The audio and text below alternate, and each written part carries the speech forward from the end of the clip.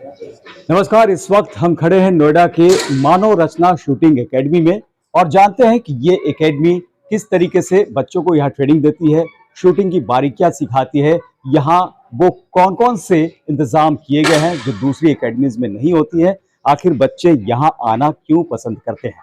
और इस वक्त हमारे साथ मौजूद हैं इस एकेडमी के मैनेजर मानविंदर सिंह जी और साथ ही साथ कोच रविकांत जी। तो चलिए, जो टेक्निकल बातें हैं वो तो इनसे जानेंगे, लेकिन उससे पहले इस एकेडमी के बारे में जान लेते हैं कि इस एकेडमी को शुरू करने के पीछे मकसद क्या था। मानव रचना 2008 से शूटिंग के अंदर हम पार्टिसिपेट करा रहे हैं बच्चों को। हम काफ़ी स्टेट लेवल, नेशनल लेवल के मैचेस करवा चुके हैं, यूनिवर्सिटी, ऑल इंडिया यूनिवर्सिटीज़ करवा चुके हैं। अभी रिसेंटली हम लोग इंटरनेशनल यूनिवर्सिटीज़ में पार्ट लेने के लिए चाइना गए थे। उसमें आपने अगर न्यूज़ में सुना होगा कि शूटिंग में इतने मेडल आए हैं। तो हम लोग कोशिश यही करते हैं कि स्टेट ऑफ द आर्ट सबको शूटिंग का उनको प्रोत्साहन मिल सके। हम लोगों के पास हमने 5 जनवरी 2021 में स्टार्ट किया था, जो आज तक चलता आ रहा है। 10 मीटर, 25 मीटर, 50 मीटर में हमारे यहाँ पे रेंज है। हमें state of the art machines जो ओलंपिक्स जो साइज जो होती हैं ओलंपिक के हिसाब से होती हैं, वो सारी मशीन्स रखी हुई हैं यहाँ पे।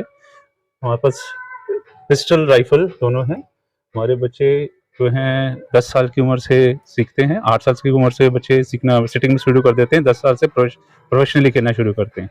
हमारे यहाँ पे ओलंपियंस भी आते हैं। हमारे यहाँ पे बच्चे जो बिल्कुल नए, बिल्कुल युवा खिलाड़ी जो बिल्कुल बेस से स्टार्ट करते हैं, वो भी आते हैं यहाँ पे।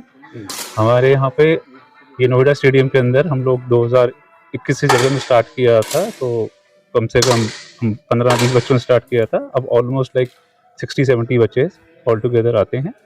तो इसी तरह से हम लोग इसको कोशिश करते हैं कि हमारे को बेस्ट से बेस्ट फैसिलिटीज़ नोएडा के, इंडिया के बच्चों को दे सकें।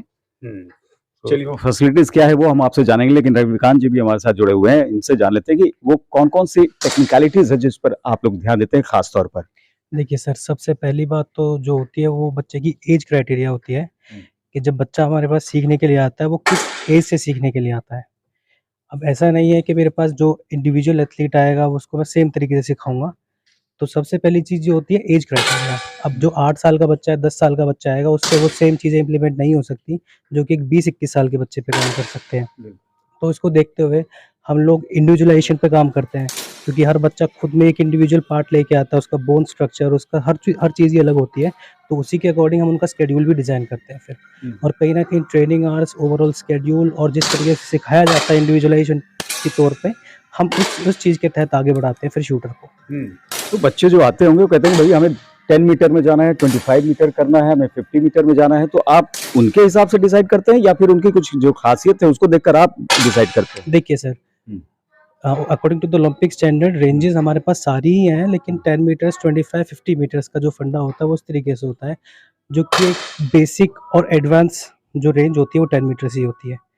10 मीटर से सब शुरुआती रेंज 10 मीटर होती है, जिससे सारे रास्ते खोले जाते हैं। 25 मीटर का सिद्धांत 10 मीटर से उठाया जाता है। 50 मीटर का भी सिद्धांत 10 मीटर से उठाया जाता है। बेसिकली एमिंग, ट्रिगरिंग वो सारी चीज़ें सेम रहती हैं। परफेक्शन जो आती है वो 10 मीटर से ही आती है। इसके बाद थोड़ी बहुत चीज़ें चेंज होती हैं। 25 मीटर पे जाते हैं तो रिकॉइल एक्शन होता है, 50 मीटर पे जाते हैं उसमें भी रिकॉइल एक्शन होता है। लेकिन बेसिकली 50 मीटर जो होता है वो राइफल इवेंट के लिए मशहूर है और 25 मीटर जो है पिस्टल इवेंट के लिए मशहूर है, और 10 मीटर में हम दोनों ही करते हैं। चलिए, तो ये बात हो गई। और आखिर बच्चों को किस तरीके से इसके लिए ट्रेनिंग भी करनी चाहिए, जिम जाना चाहिए, नहीं जाना चाहिए, क्या एक्सरसाइज होनी चाहिए, ये भी जानेंगे। लेकिन मानविंदर से जानते हो, फैसिलिटी की बात कर रहे थे, किस मायने में ये एकेडमी दूसरों से अलग है, वो फैसिलिटीज की बात जरा आप पूरी कीजिए। कौन कौन सी फैसिलिटीज जो बच्चे यहाँ पर पाते हैं। यहाँ पे फैसिलिटीज़, यहाँ पे 33 लेंस की हमारे पास फैसिलिटीज़ हैं हमारे पास। इसमें से 8 मशीनें स्टेट ऑफ द आर्ट, जिनको इलेक्ट्रॉनिक टूल्स कहा जाता है, उस पे बच्चे प्रैक्टिस करते हैं। स्टेट लेवल के बाद ये एक क्राइटेरिया बन जाता है इस पे प्रैक्टिस करने का। तो हमारे पास जो मशीन है वो सेम मशीन हैं जो स्टेट ऑफ द आर्ट सबसे बेस्ट होती हैं। तो इसलिए हम ओवर द एज अकेडमी से रखते हैं, क्योंकि यहाँ की जो कोचेज़ हैं नेशनल प्लेयर्स के बिना हम नहीं रखते। नेशनल प्लेयर्स जो मेन होते हैं नेशनल प्लेयर्स करते हैं यहाँ पे। तो बच्चों का जो स्टार्टिंग है उनको किसी चीज़ की ज़रूरत होती है, पेरेंट्स अलाउ करते हैं। हम एकेडमी है कि पेरेंट्स पीछे अलाउ करके अपने बच्चों का रोज़ाना का अपना उनका प्रोग्रेस रिपोर्ट देख सकते हैं। कुछ पूछना हो तो coaches are always there for them. चाहे बच्चा 8 साल का सिटी में कर रहा है या 10 साल से, जैसे रवि जी ने आपको बताया कि प्रैक्टिस करवाते हैं, बच्चों को करवाते हैं, तो वो सिद्धांत वही है कि हम बेस्ट से बेस्ट फैसिलिटीज बच्चों को दे सकें, चाहे 10 मीटर हो, 25 मीटर हो या 50 मीटर। बाहर बहुत सारे शूटिंग स्टार्स, उनकी तस्वीरें लगी हुई हैं। कौन कौन से ऐसे स्टार्स इस एकेडमी से जुड़े हुए हैं? हमारे जो मेंटोर हैं वो अर्जुन मिस्टर रंजन सोडी हैं, जो अर्जुन अवार्डी हैं, उनके वो हमारे मेंटोर हैं। उन्हीं की देख-रेख में हम लोगों ने इस 2008 से लेके आज तक इस मुकाम पे पहुंचे कि मानव रचना बड़े से बड़ा इवेंट करवा सकता है। उनके लीडरशिप के से हम लोगों ने काफ़ी कुछ सीखा है, हमारे कोचेज़ ने काफ़ी कुछ उनसे प्रेरणा ली है। उसी कारण बच्चों को आज बच्चे जो ट्रायल्स में जा रहे हैं, अभी बच्चे देख सकते हैं, ये बच्चे जो खेल रहे हैं, इसमें से कई बच्चे इंडिया के ट्रायल्स टीम के लिए जा रहे हैं। तो हमारे लिए एक बहुत सौभाग्य है कि मिस्टर रंजन सोडी जी हमारे साथ जुड़े पड़े हैं। उन्हीं की मेंटरशिप में हम लोगों ने अपना जो शूटिंग का जो है पूरा स्टार्टिंग से लेके आज तक का सफर उन्हीं के साथ। अच्छा, आप लोगों ने क्या कुछ बच्चों की संख्या तय की है? क्या जो इकोनॉमिकली वीकर सेक्शन है वैसे बच्चे आना चाहें, क्या उन लोगों के लिए भी कुछ अलग से इंतजाम किया हुआ है? सर, हमारे यहाँ पे हम गवर्नमेंट अप्रूव्ड जो रेट हैं, गवर्नमेंट ने जो उनके अप्रूव किए हैं वही लगाए हैं। जीएसटी बेस्ड से हमारे रेट्स होते हैं जो गवर्नमेंट के साथ पूरा तय करके कराए जाते हैं। हर चीज़ इतने सरल रखी गई है कि कोई भी इसको यूज़ कर सकता है। ऐसा कुछ नहीं है कि इसमें, हाँ, थोड़ी एक्सपेंसिव गेम है ये, लेकिन जिसमें से कंज्यूमेबल सबसे ज़्यादा। अब ये हम इसको हॉकी या उसकी तरह नहीं ले सकते कि आप अपना एक बैट ले लीजिए, बॉल ले लीजिए, चलाइए। मेन चीज़ खर्चा कंज्यूमेबल्स का होता है जो सबसे ज़्यादा। कोचिंग तो हम अपनी तरफ से बेस्ट देते हैं, चाहे बच्चे को 2 घंटा लगे, 2.5 घंटा लगे, हम बच्चों को पूरी तरह से अपनी तरफ से ट्रेन करने की कोशिश करते हैं ताकि वो अपना बेस्ट दे सके, और इसी तरह से बच्चे लाते भी। नहीं, जो देख रहे होंगे इस प्रोग्राम को डेली एनसीआर के बच्चे, वो अगर यहाँ पर आना चाहें तो क्या फीस है इसकी, या फिर क्या कुछ छूट भी है? जैसे मैं कह रहा था कि जो बहुत इकोनॉमिकली वीकर सेक्शन है, क्या उनके लिए कुछ डिस्काउंट है? और जो यहाँ पर कोई संख्या भी तय की गई है कि हम इतने ही बच्चे हर महीने के लिए, या फिर एक टारगेट है उसके लिए लेते हैं? नहीं सर, ऐसा कुछ नहीं है। आप देख सकते हैं हमारे पास 33 लेन्स हैं। हमारा ऐसा कोई वो नहीं है। हमारे पास जो बच्चे आते हैं, हमारे बच्चे पे एंड प्ले में भी आते हैं 2-2 घंटे के लिए, जिनको सिर्फ रेंज यूज़ करनी होती है। ओलंपियंस आते हैं, हमारे पास नेशनल प्लेयर्स आते हैं, जिनको सिर्फ इसलिए उनको ये जो सुविधा यहाँ दिखती है, वो डॉक्टर करनी सिंह के बाद हमारे पास आते हैं यहाँ पे, यहाँ प्रैक्टिस करते हैं। तो अगर एक विश्वास जीता है उनका, तभी वो हम लोग उनको यहाँ पे बुला सकते हैं। इस तरह से आके प्रैक्टिस करते हैं वो। एंड हमारा तो वही एम है कि बेस्ट जितना हो सके हम बेस्ट दे सकें। चलिए, यहाँ पर बेस्ट मिलता है और नॉमिनल फीस है जो भी स्टैंडर्ड है गवर्नमेंट की तरफ से, इसलिए उसके लिए ज़्यादा चिंता करने की जरूरत नहीं है। लेकिन कोच भी हमारे साथ जुड़े हुए हैं और कह रहे थे जैसे कि भाई नेशनल्स खेले हुए हैं, आपने कौन कौन से मुकाबले खेले हैं, और यहाँ पर जब बच्चे आते हैं तो उनके फिटनेस के लिए आप क्या, और डाइट वगैरह न्यूट्रिशन के लिए क्या खास ध्यान रखना होता है? बिल्कुल सर।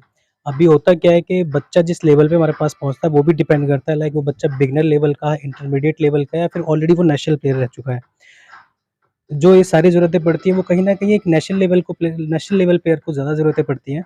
उससे पहले हम जितने भी टोटल एस्पेक्ट्स हैं उन चीज़ों पे काम कराते हैं, जिसमें कि टेक्निकल एस्पेक्ट हो जाता है और लाइक वो मेंटल ट्रेनिंग हो जाती है, वो सब चीज़ें होती हैं। जैसे ही बच्चा एक लेवल पे पहुँचता है, आफ्टर दैट उसको पुश किया जाता है और हम कोशिश करते हैं वो बच्चा नेशनल टीम या फिर इंडियन टीम ट्रायल्स के लिए क्वालीफाई हो जाए। वहाँ पे फिर जितने भी बड़े पैरामीटर्स हैं, आपने बात करी, मैं बात कर देता हूँ अब स्पोर्ट्स साइंस सेंटर की। हमारे पास खुद का भी स्पोर्ट्स साइंस सेंटर है, जिसमें कि होता क्या है, हम जितने भी एडवांस लेवल शूटर्स हैं, हम उनको ट्रेनिंग कराते हैं, उनके बैलेंसिंग को लेके, उनकी मेंटल ट्रेनिंग को लेके, उनका फिजिकल, हम सब चीज़ें उसमें कवर कराते हैं फिर।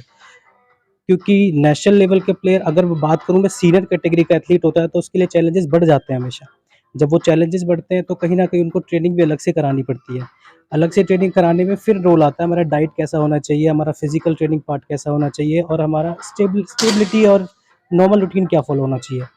रूटीन की बात करूँ तो एक लेवल पे जाके कैसा हो जाता है, आपको नींद कितनी देर की लेनी है, आपको खाने में क्या खाना है, वो सारी चीज़ें भी डिसाइड करनी पड़ती है सर हमें।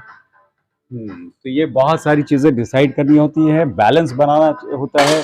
और साथ ही एक आखिरी क्वेश्चन की, ये टाइमिंग क्या होती है एकेडमी की? क्योंकि वो स्टडी से बहुत सारे लोगों को बैलेंस बनाना पड़ता है। सर टाइमिंग्स हम लोगों ने सुबह 8:30 से रखा है 6 बजे तक, क्योंकि बच्चे स्कूल से आते हैं तो 2 से 4 2 घंटे का उनको सेशन मिलता है। उन्हीं के हिसाब से, उन्हीं के सुविधा के हिसाब से शेड्यूल ड्राइव होता है। हर रोज का 2 घंटे का होता है, जिसमें होल्डिंग जो मेन चीज होती है, जैसे सर आपको इस बारे में बता चुके हैं, जैसे होल्डिंग से लेके उनकी प्रैक्टिस सेशन कितना होना चाहिए, डाइट प्लान जैसे सर बनाते हैं वो करके 2 घंटे के अंदर पूरे के पूरा बच्चे को न्यूट्रिशन मिल सके, उतनी प्रैक्टिस मिल सके, 2 घंटे उसके प्रॉपर मिल सके। तो हमारा सुबह 8:30 से 6 बजे तक हम लोग करते हैं 2 घंटे। चलिए, तो यानी बैलेंस बनाने की पूरी कोशिश है यहाँ पर, और इसीलिए पढ़ाई को लेकर भी चिंता नहीं करनी होगी। लेकिन अगर आपका जुनून है कि हमें शूटिंग करनी है, बहुत ऊपर जाना है, तो फिर नोएडा की एकेडमी, यहाँ जरूर इसका रुख कीजिए। मनविंदर जी बहुत बहुत शुक्रिया हमसे बातचीत करने के लिए, और रविकांत जी आपका भी बहुत बहुत शुक्रिया।